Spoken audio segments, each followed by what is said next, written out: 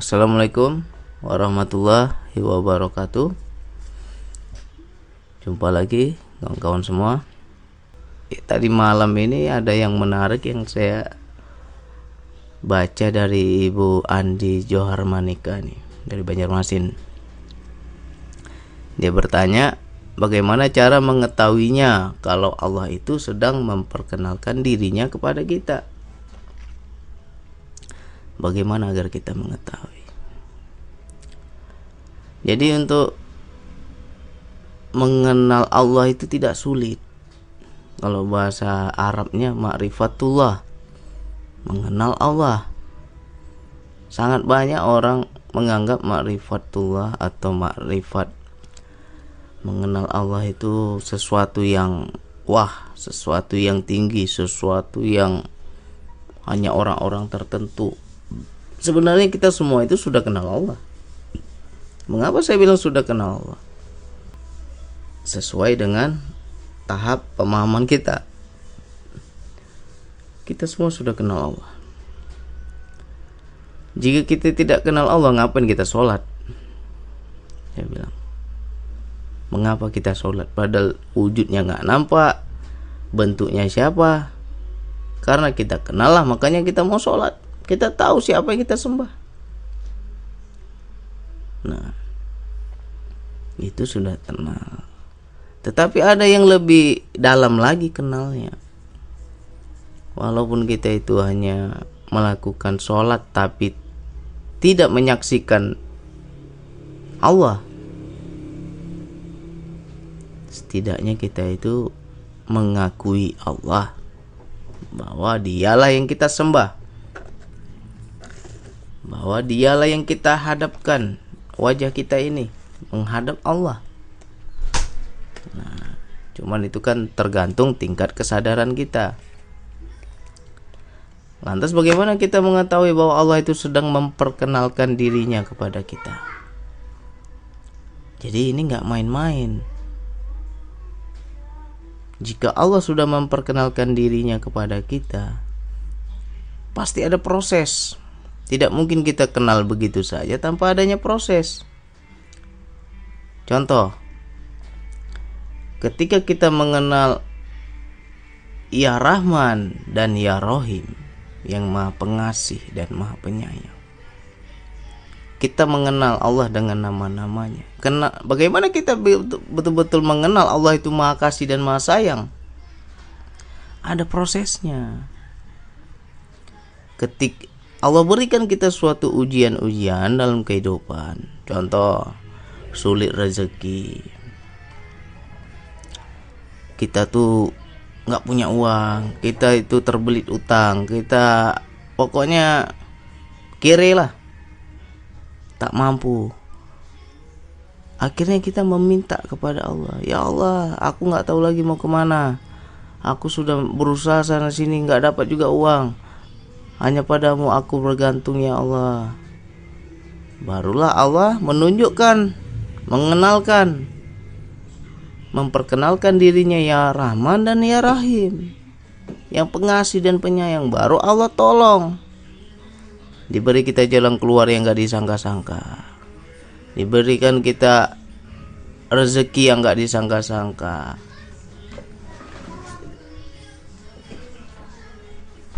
Jadi ketika kita ditolong oleh Allah, kita akan kenal bahwa yang menolongku ini adalah Allah. Itu bentuk kasih sayang Allah. Nah, ini apa yang saya bilang logika nggak? Masuk akal nggak?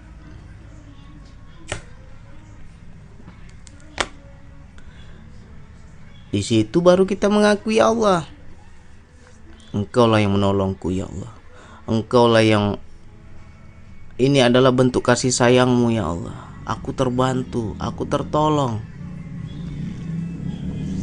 Nah, orang yang mengakui Allah itulah yang dianggap makrifat, kenal. Tapi kenal tak mengakui Allah banyak. Banyak yang kenal tapi tak mengakui Allah, itu belum makrifat namanya. Dia sholat, Padahal tujuan sholat itu untuk mengingat Allah, untuk menyadari Allah, untuk menyaksikan Allah. Di luar sholat, dia melakukan perbuatan-perbuatan tercela. Berarti dia tidak mengakui lagi Allah. Apakah itu yang dibilang kenal? Belum kenal. Jadi kenal ini bertingkat-tingkat. Dia belum kenal. Orang yang kenal Allah pasti sulit untuk berbuat dosa. Bukan berarti dia itu bersih dari dosa. Tidak, yang bersih itu hanya Nabi. Kita ini manusia banyak dosa pasti. Cuma setidaknya kita itu ada rem. Ketika hendak berbohong, baru di hati yang terdorong ingin berbohong, gak sanggup kita untuk mengeluarkan lewat lisan. Kata-kata itu nyangkut, gak bisa keluar. Karena apa? Kita kenal Allah menyaksikanku. Apabila aku berkata bohong,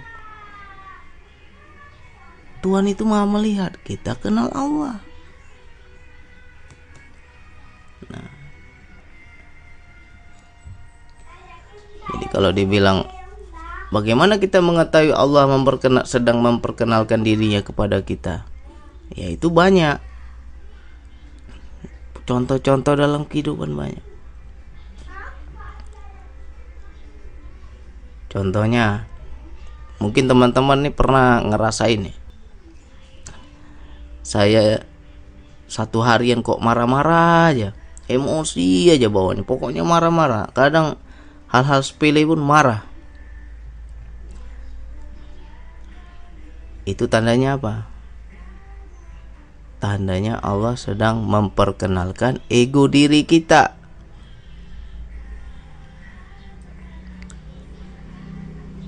Itu harus disaksikan. Nah, makanya yang dibilang yang mengenal diri akan mengenal Tuhannya. Diri kita ini dulu yang kita saksikan, baru kita tahu yang selain diri itu siapa. Barulah itu Allah. Yang mana nafsu, yang mana ilham, yang mana kehendak diri, yang mana kehendak Allah, kita akan peka, akan paham. Nah, sekarang macam mana banyak orang yang gak bisa membedakan ini maunya Allah apa maunya saya. Ya dirinya aja dia gak kenal, gimana mau paham maunya Allah.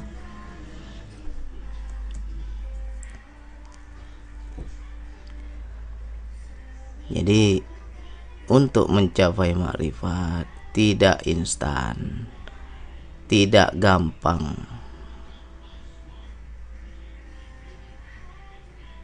Kenapa saya bilang tidak gampang? Ada proses. Tidak mungkin kita kenal begitu aja tanpa adanya proses. Contohnya Allah memperkenalkan tentang kesabaran.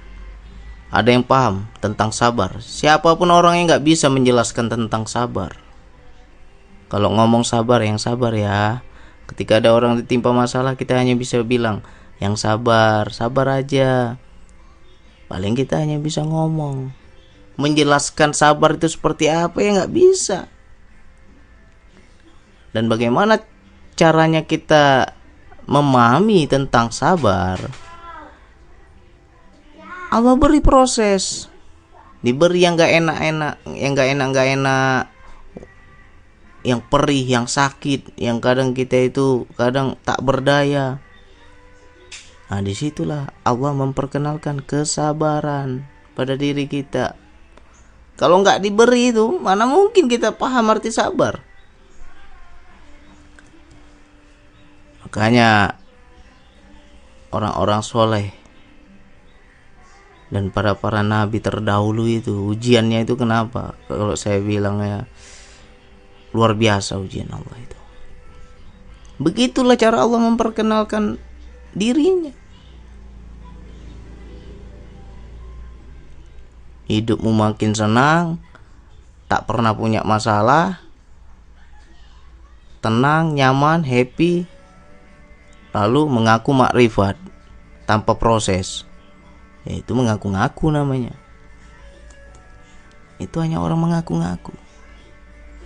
Bagaimana dia akan kenal tanpa adanya proses?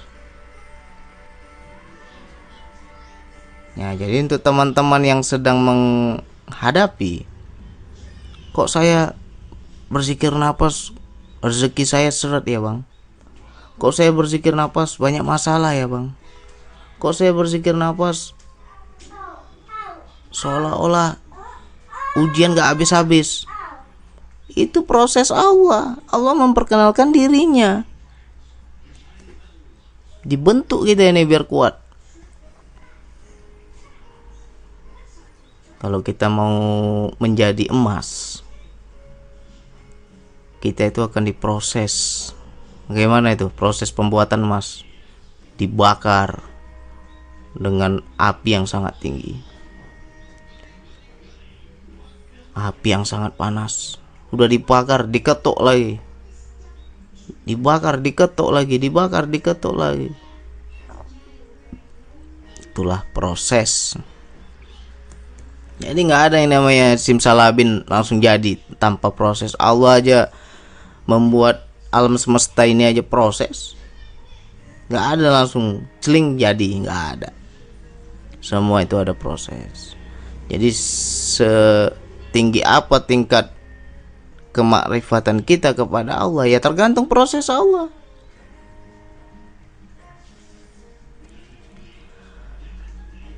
Jadi jangan lihat, aduh sakit bang, mendekat ke Allah ini sakit, mendekat ke Allah ini miskin, mendekat ke Allah, berarti kita itu tidak sabar dengan proses Allah. Nah, sama Allah itu harus prasangka baik. Diberi kesulitan, diberi kesusahan, baca pelajaran Allah ini apa sekarang. Allah sedang memperkenalkan apa pada kita, biar kita paham. Ini gak usah jauh-jauh, saya ini ngomong sesuai pribadi pengalaman saya. Dulu uang banyak, gak pernah saya bersyukur. Bagaimana saya mengerti arti bersyukur ketika saya gak punya uang? Saya gak punya uang sama sekali. Mau makan gak ada uang, mau beli beras gak ada uang. Zaman sekarang kalau dibilang orang gak bisa beli beras itu sudah langka itu. Ternyata ada juga, dan saya rasakan itu. Sampai saya minta makan ke rumah tante saya. Saya bilang kalau saya masih tahan lapar, anak saya gak tahan, tolong kasih makan dulu anak saya. Tiba-tiba Allah kirimkan orang beli e-book saya 50.000, masuk rekening 50.000. Langsung saya ambil uang itu 50.000. Ketika saya ambil uang itu dari ATM, hanya 50.000 aja. Bergetar hati saya itu. Rasanya mau menangis saya. Dulu saya banyak uang puluhan sampai ratusan juta kok tidak bersyukur, tapi 50.000 dikasih. Nikmatnya bukan main, syukurnya bukan main. Jadi rasa syukur itu ketika kita butuh, ketika kita betul-betul gak mampu, gak punya, dan kita diberi, kita betul-betul butuh, baru disitulah nikmatnya rasa syukur. Baru disitu kita memahami arti syukur. Itu baru kenal. Bagaimana mungkin kita bisa mengenali, memahami arti bersyukur tanpa digituin sama Allah?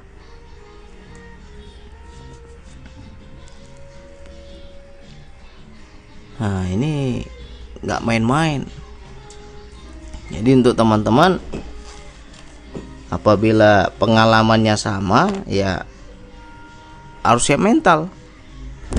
Gak main-main ini pelajaran Allah dalam kehidupan kita ini, gak main-main. Banyak yang bercerita dulu hidupnya tenang, senang, happy, merasa mampu. Ketika lurus ke Allah, mengamalkan zikir nafas, semakin lurus ke Allah, langsung diproses oleh Allah. Yang dipecat lah, yang diberhentikan kerja lah, yang di PHK. Dan paling banyak adalah soal rezeki, soal keuangan. Nah, di sini Allah, kalau saya bilang, mendidik kita agar tidak mencintai dunia. Bukan kita nggak boleh mencintai dunia, tetapi dileburkan dulu sama Allah. Nafsu kita itu, nafsu duniawi kita itu dileburkan dulu sama Allah, diproses. Kalau dahulu kita itu sombong, angkuh, merasa bisa, setiap berjalan busung dada, ya kan. Nah, sekarang menunduk ke bawah kan, merasa tak berdaya. Jadi ya nggak main-main nih.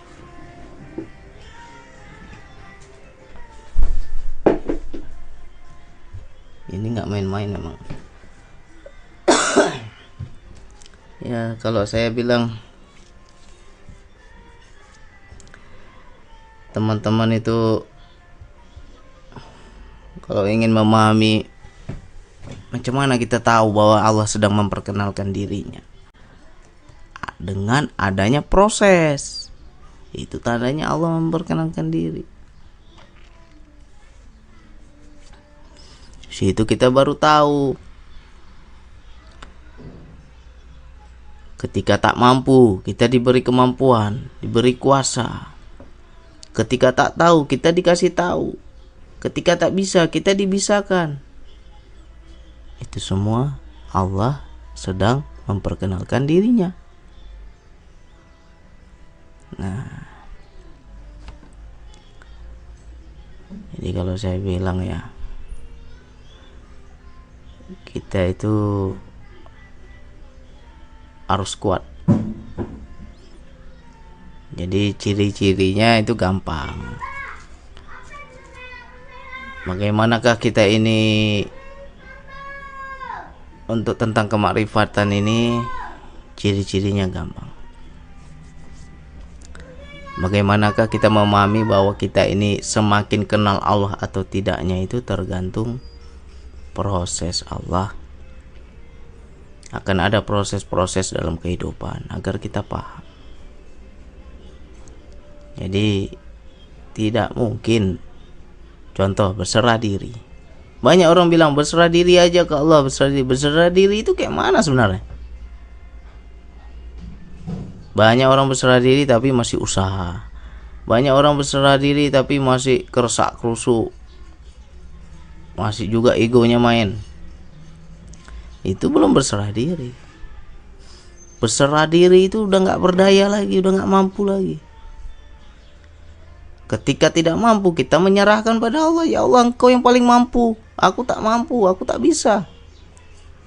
Dan ketika kita menyerahkan kepada yang maha mampu, yang maha kuasa, di situ diberikan kuasa Allah, ditunjukkan kuasanya. Disitulah Allah sedang memperkenalkan arti berserah diri. Begini loh cara berserah diri kepada aku, kata Allah. Dibuat dulu kita tak berdaya, baru kita bisa berserah diri. Jika masih mampu, masih bisa, masih punya uang, masih punya kedudukan, masih punya jabatan, masih punya istilahnya kekuasaan, di mana arti berserah diri? Belum paham itu. Dan ini nggak main-main. Makanya kalau belajar zikir nafas, saya bilang berkali-kali, jangan takut miskin,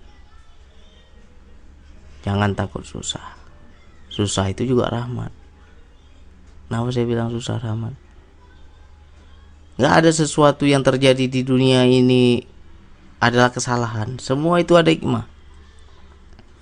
Contoh, diberi masalah oleh Allah, kita susah hati ya. Ketika susah hati itu, bukankah itu rahmat? Selama ini kita merasa mampu, selama ini kita merasa bisa. Ketika kita sudah susah itu kan berarti udah nggak bisa, udah nggak mampu lagi, baru kita ngadu. Ya Allah, aku susah, aku nggak tahu jalan keluar. Nah, coba kita nggak dikasih kesusahan, ada nggak kita ngadu pada Allah? Ada nggak kita mengakui Allah yang maha kuasa?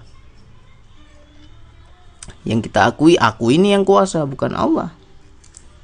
Ketika udah nggak bisa apa-apa, baru kita akui, Engkau lah yang maha kuasa ya Allah, aku bergantung padamu ya Allah. Jadi bukankah itu rahmat? Rahmat, ada hikmahnya. Jadi jangan kita jika ada orang yang berzikir nafas makin kaya, makin senang hidupnya, makin happy, makin, kalau saya bilang duniawinya itu makin enak lah. Jangan merendahkan orang yang sedang diproses Allah dengan kesusahan-kesusahan. Jangan merendahkan. Gak ada yang salah di dunia ini. Oh, dia DN tapi hidupnya makin miskin, rezeki makin seret, berarti ada yang salah. Jangan kita bilang seperti itu. Berarti kita yang belum kenal proses Allah.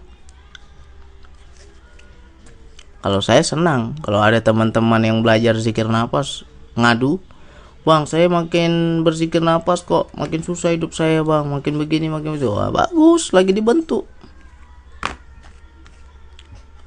Sabar atau tidak, itu aja. Karena apa? Saya sudah jalani, saya sudah menjalani. Pengalaman saya juga kayak gitu. Jadi berkali-kali saya ingatkan, jangan melihat masalah. Segala sesuatu yang terjadi di hidup ini jangan lihat masalahnya, tapi lihatlah hikmahnya apa sih. Allah memberi ini semua apa hikmahnya? Banyak itu teman-teman yang mengadu, Bang, saya begini, saya begitu. Berarti kita suudzon sama Allah. Dibentuk Allah biar murni, dibersihkan Allah dari kekotoran, biar kita tuh menjadi emas. Berproses. Tapi mengapa kita nggak mau? Mengapa kita mengeluh? Ya memang sakit. Dibakar itu kan, diketok, dibanting, dibakar, ya sakit memang. Tapi itu ada prosesnya. Situ baru kita tahu, baru kita kenal, oh ini Allah sedang memperkenalkan dirinya kepadaku. Nah, jadi ini semoga dapat dipahami. Apabila teman-teman ingin tahu seperti Allah, seperti apa Allah memperkenalkan diri kepada kita, ciri-cirinya adalah dengan adanya proses pembentukan Allah. Kita diproses menjadi sesuatu. Jadi semoga ini dapat dipahami. Harus kuat ke Allah, lurus. Allah itu jangan tanggung-tanggung. Kalau betul-betul kita ke Allah itu nggak ada yang celaka. Celaka dalam arti kata itu, walau pahit, tetapi di sebalik pahit itu ada kenikmatan yang hakiki. Ya, belajarlah dari para nabi itu, seperti apa proses Allah membentuk ketauhidan mereka itu. Macam-macam ujiannya. Kita belum diuji sudah mengaku beriman. Wah, kacau.